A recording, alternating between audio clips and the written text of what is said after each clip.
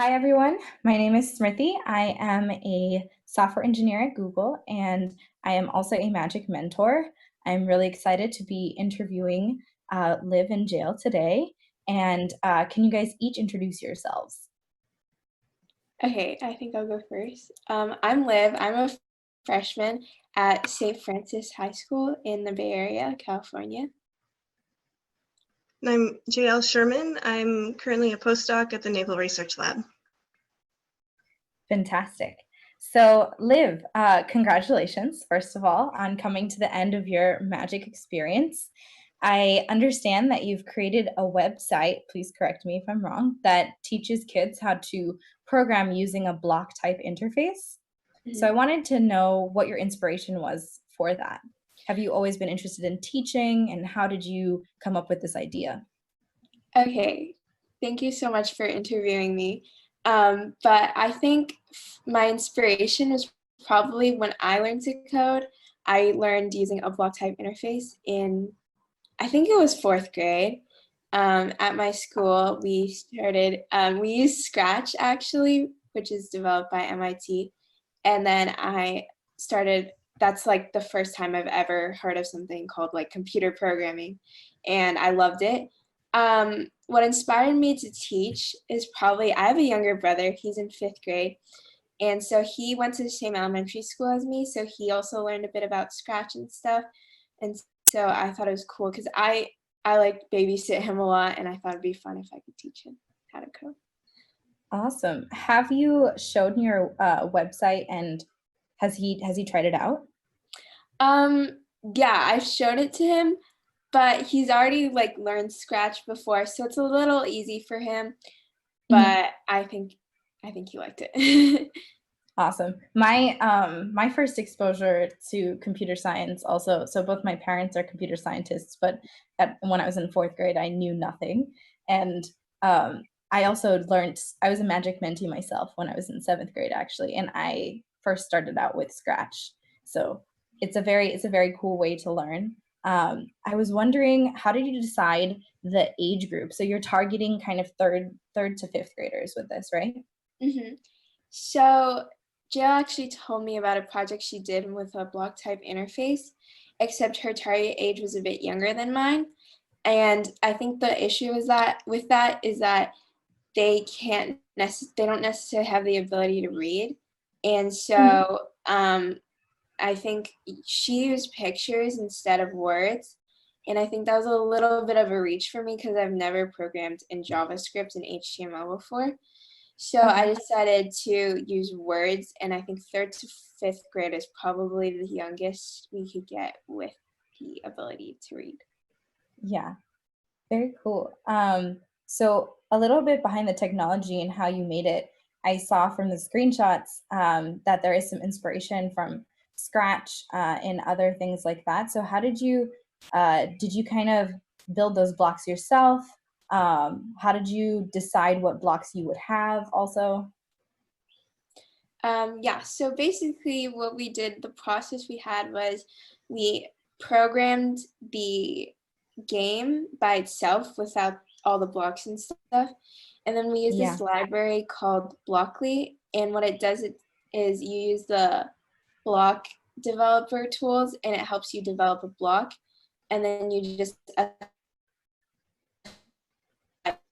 code you want inside that block, if that makes sense.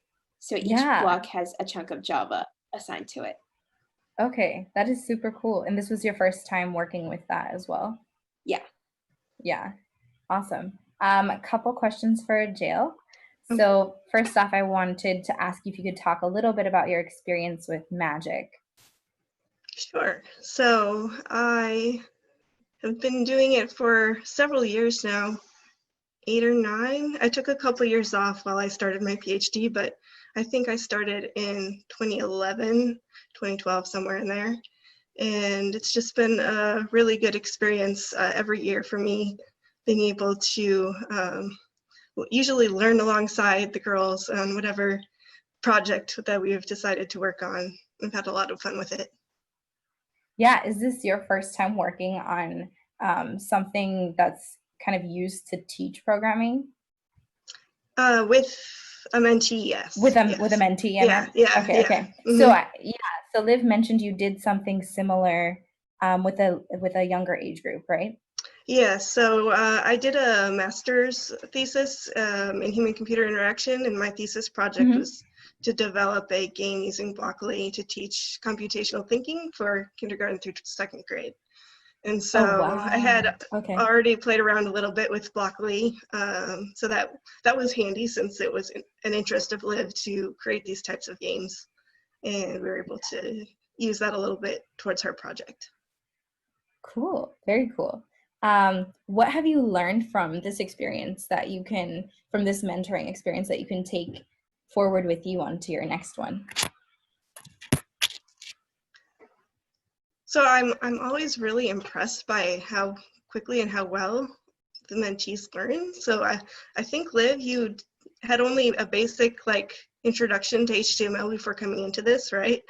And she just like dove right in there, and I was a little worried that Blockly might be a little too advanced, but she picked that right up and was able to go with that. So I think it's really exciting to see that, and going forward to just always give the mentees the opportunity to try these things that they're really excited about doing. Yeah, that's awesome. Yeah, I know with one of my mentees when we were brainstorming projects, like one of the things she listed was teleportation. We didn't get to that point, but yeah, definitely awesome. And then back to you, Liv. What do you think is next, both in terms of this current project? I know you'd be interested in creating more games, but also beyond this project, what would you like to explore in the STEM area? Do you mean like career opportunities or just like volunteer? Any side projects, or if you wanted to continue with teaching or open up the website or career, anything. Okay, sounds good. I think what I want to do as my like one big project in high school is to teach kids from lower income families how to code. And I think I might use the projects that we've developed to help do that because they are pretty simple, but they do teach like computational thinking, which I think is very important. And I think I might do that in the future. And probably over the summer, I'm so happy my brother's in 5th grade because then I can probably teach some of his friends as well. Oh yeah, and, yeah. You have a bunch of people you can test things out on. That's awesome. I hope you continue with that work. And finally, do you have any advice for future mentees in the program? Future mentees, I think if you put the work in, you can probably see a good result. So if you don't work as hard as you should, then your project might not turn out the way you want it to. So what you put in is what you get out, I guess. Yeah, that's awesome advice. That's something that I've definitely tried to keep in mind as I go through different things in school, life, work, everything. Well, thank you so much, Liv and Jaelle. And again, congratulations and good luck for the presentations. Thank you.